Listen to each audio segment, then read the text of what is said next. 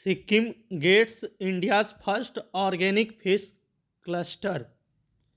The Union Minister, Department of Fisheries, Ministry of Fisheries, Animal Husbandry and Dairying, Sri Rajiv Ranjan Singh alias Lalan Singh inaugurated and laid the foundation for 50 key projects worth rupees 50 crores under Pradhan Mantri Matsya Sampada Yojana PMMSY in Guwahati, Assam.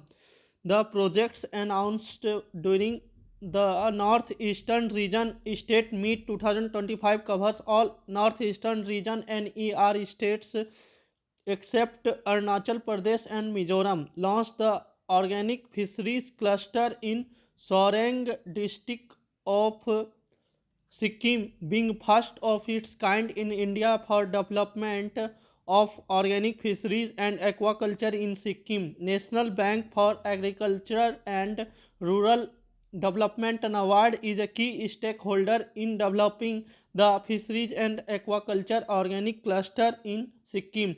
NABARD is a development bank focusing primarily on the rural sector of the country. It is the apex banking institution to provide finance for agriculture and rural development.